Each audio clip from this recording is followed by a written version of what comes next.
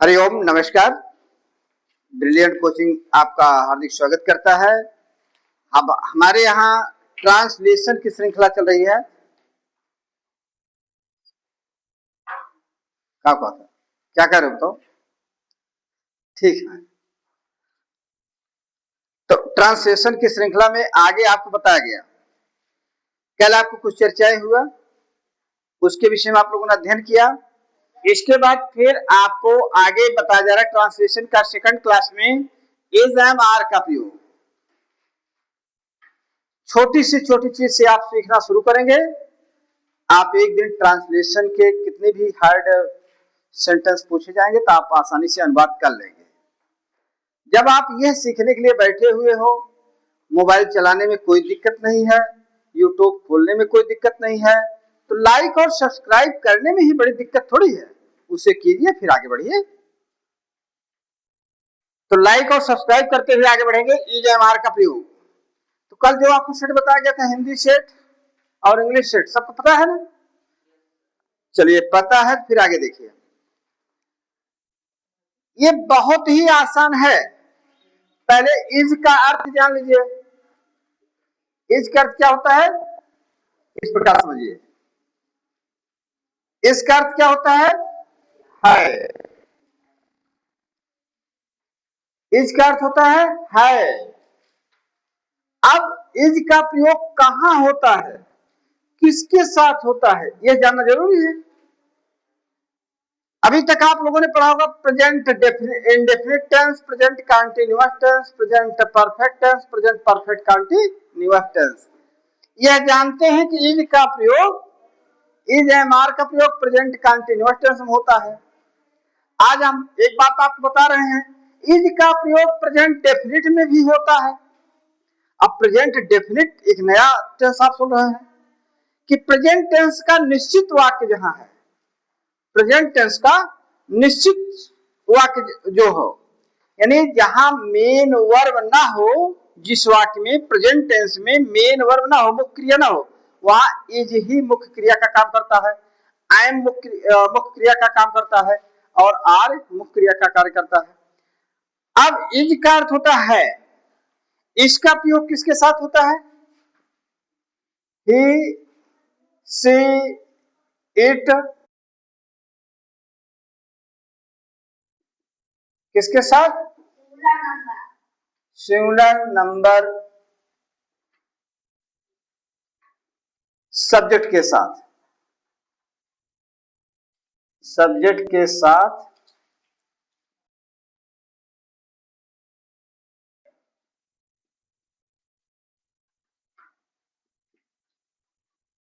Note करते रहेंगे, आगे बढ़ते रहेंगे। अब कहां प्रयोग होता है? जैसे वह विद्यार्थी है,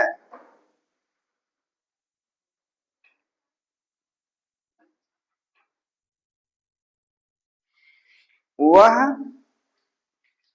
विद्यार्थी है, तो अनुवाद क्या होगा? बड़ी दिक्कत हुई, कल आपको सेट बताया गया था ना, सब्जेक्ट के तुरंत बाद मेन वर्ब, यानी सब्जेक्ट के तुरंत बाद वर्ब होना चाहिए। अब इसमें वर्ब क्या है? वर्ब है। जब जहां मुख्य क्रिया नहीं है तो हेल्पिंग वर्ब ही मुख्य क्रिया का कार्य करते हैं।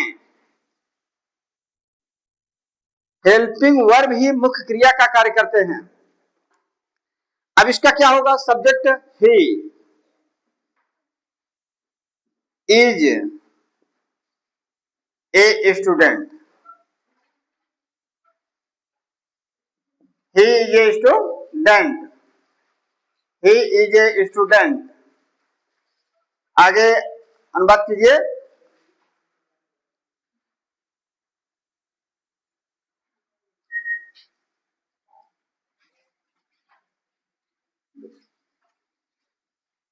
वह सेविका है, वह सेविका है, तो वह है, आप अनुवाद करेंगे, वह है क्या? सेविका। सेविका का अंग्रेजी नर्स। आपको बताया गया, मीनिंग आप जितना ज्यादा तैयार करेंगे उतना ज्यादा आपका ट्रांसलेशन तैयार होगा। तो आप करेंगे शी इज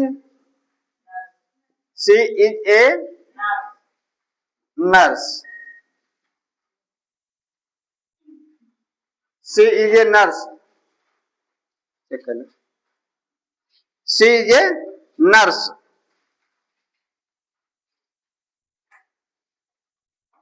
श्यामू वकील है। श्यामू वकील है।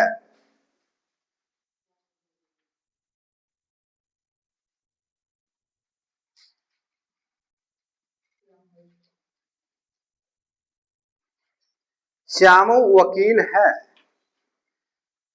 श्यामू है क्या है? वकील। अब इसका अनुवाद आप लोग सुन कीजिए। Shyamu is a lawyer. अगर आप एडवोकेट करते हैं तो वहां आयन का प्रयोग करेंगे। अगर आप एडवोकेट करते हैं तो आयन एडवोकेट, और ए लायर करते हैं तो ए लायर। ठीक है, श्यामू इज ए लायर। ऐसे कितने भी वाक्य आप बना सकते हैं, हजारों हजार मतलब जो है वाक्य आप बना करके अंग्रेजी में कर सकते हैं। जैसे एक वाक्य सौर वर्मा, बोलिए कोई उदाहरण जिसमें इज का प्रयोग हो।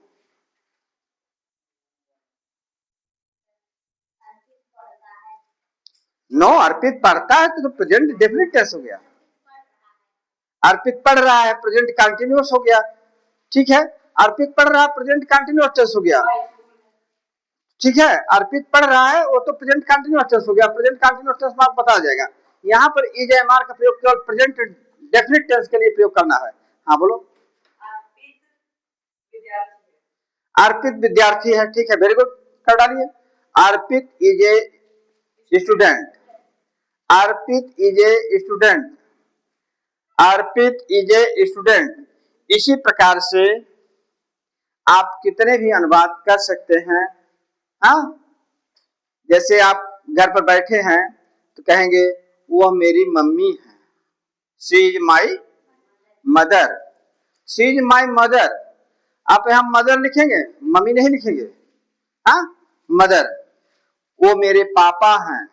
ही इज माई फादर या माई पापा, जो भी है। इस प्रकार से आप छोटे बड़े वाक्य बना करके 10-20 वाक्य का अनुवाद आप करके अपना जो है अभ्यास कर सकते हैं। इज का प्रयोग आपका आसान हो जाएगा। आप चाहे जब पूछा जाएगा, रात में सोते जागते उठते बैठते, घर पर कोई भी कुछ पूछता है, आप आसानी से बता ले जाएंगे। आगे का पॉइंट है एंड।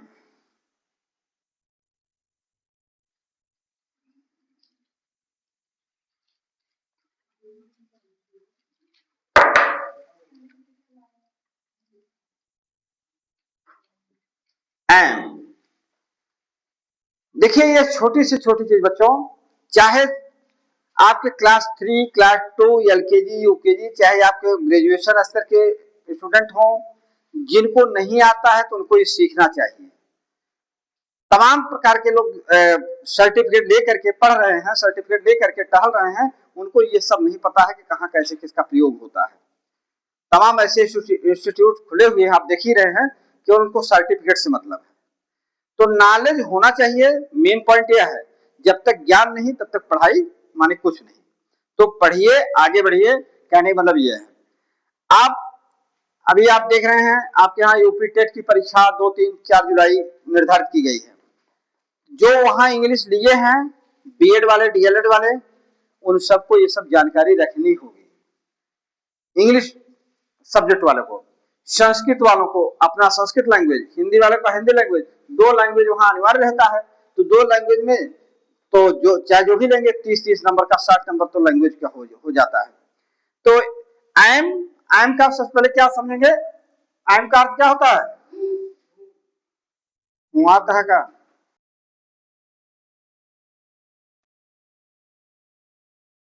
क्या अर्थ होता है? फिर से बोलिए। हाँ, हूं ना, हूं। तो चलिए, अब इसका प्रयोग केवल एक सब्जेक्ट के साथ होता है, आई के साथ। आई, आई माने मैं।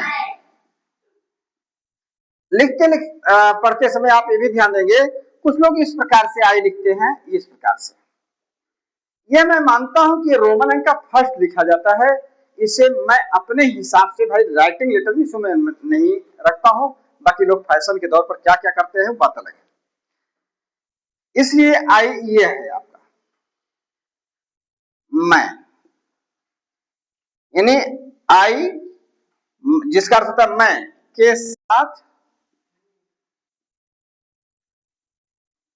के साथ एम,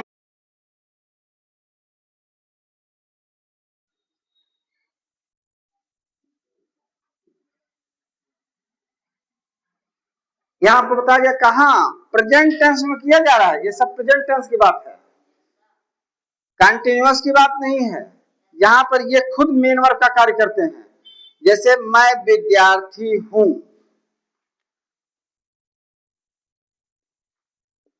मैं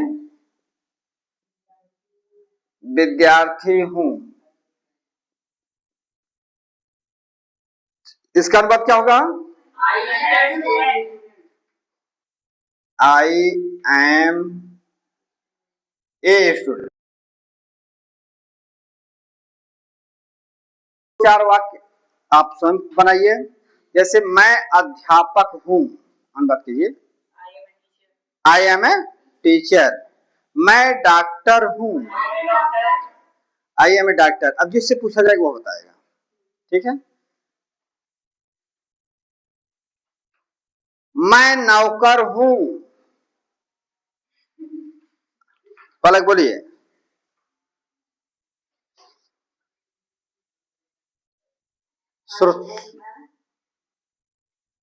श्रुति I am a servant, I am a servant, very good बेटिए। आई एम ए सर्वेंट, मैं इस मकान का मालिक हूं,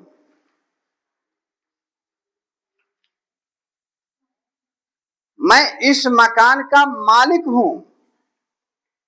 अब मालिक का अंग्रेजी ऑनर भी होता है, आप मास्टर भी कर सकते हैं भाव के अनुसार, ठीक है। I am owner of this house, of this house. इसी प्रकार से बच्चों आप बहुत से वाक्य बना करके आप अनुवाद कर सकते हैं, ठीक है। आगे हम आपको ले चलते हैं आर का प्रयोग। 4 से 10 वाक्य अपने मन से आप अनुवाद करेंगे घर पर जाकर और प्रयास करेंगे। कोई दिक्कत होगी तो आप कमेंट में डालेंगे तो उसका निर्देशन भी किया जाएगा, उसे पूरा किया जाएगा। आगे आर का प्रयोग।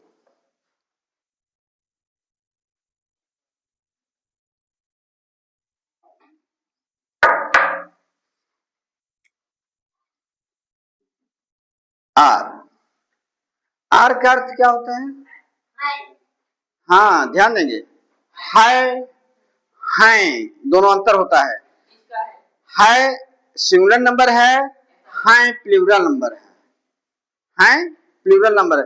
लेकिन कहीं कहीं पर ध्यान देंगे, हिंदी के में कुछ जैसे सम्मानजनक शब्द के लिए भी आप है का प्रयोग नहीं करते हैं, है का प्रयोग करते हैं, ठीक है। तो वहां अलग चीज है, लेकिन यहां पर आपको आर का अर्थ होता है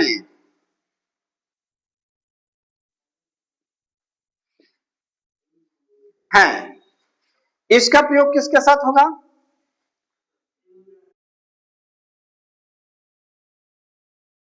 यू वी दे तथा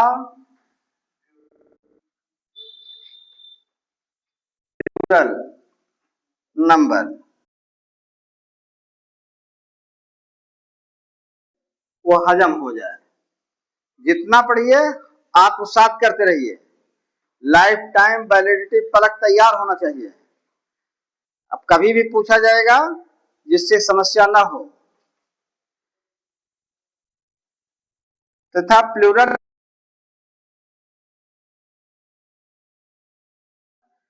प्लूरल नंबर सब्जेक्ट के साथ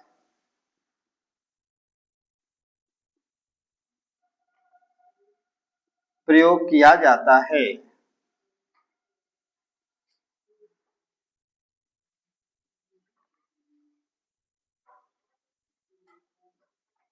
प्रयोग किया जाता है।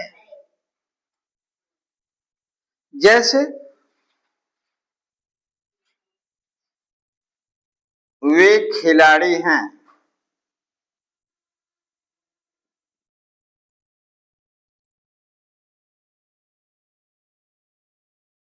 खिलाड़ी हैं। वे के अंग्रेजी दे। इसके बाद क्या करेंगे, कौन अंग्रेजी लगा? हाँ, नहीं तो वो बता रहे हैं कि उमंग की दे प्लेयर्स कर दे पहले। नहीं, पहले आपका वर्ब होगा, subject they are players, they are players.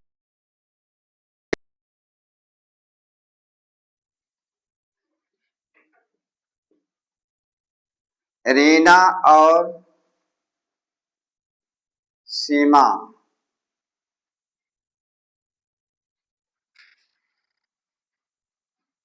बहनें हैं भाई। हाँ, बहन है, बहन। Reema and Seema are, Reema and Seema are sisters, Reema and Seema are sisters. Reena and Seema, फिर आर का प्रयोग कर देंगे, फिर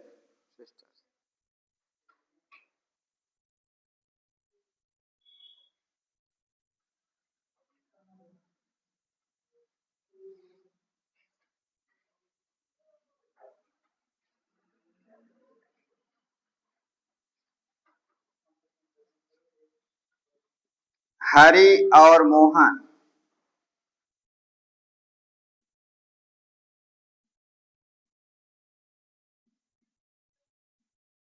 डॉक्टर हैं। क्या डालिए बात? हरि और मोहन डॉक्टर हैं।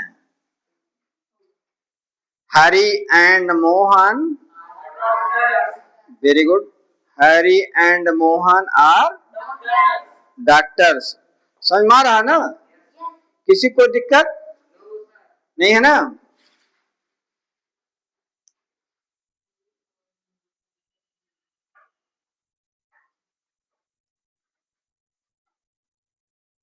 कमरे में छात्र हैं, छात्र हैं। कैमरा है, क्लास है, उसमें छात्र हैं, तो बहुवचन, बहुवचन है, प्लूरल नंबर है ना। तो ध्यान देंगे, यहाँ एक चीज अभी आपको नहीं बताया गया है, आई एम सॉरी, इसके बाद आपको बताया जाएगा। देयर का प्रयोग, देयर का प्रयोग जहां सब्जेक्ट का अभाव होता है, जहां सब्जेक्ट नहीं रहता है, वहां वाक्य को पूरा करने के लिए देयर का प्रयोग किया जाता है, इट का प्रयोग किया जाता है। ये सब चीजें अभी आपको अगले क्लासेस में बताए जाएंगे, लेकिन यहाँ दे दिया गया कि इसका जान लीजिए। There are, there are students,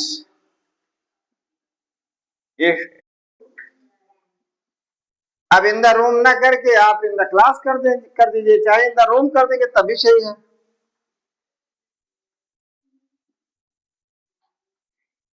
in the room, in the room, ठीक है। आज आपको इज एम आर का प्रयोग बताया गया, ये क्लियर हुआ सबका?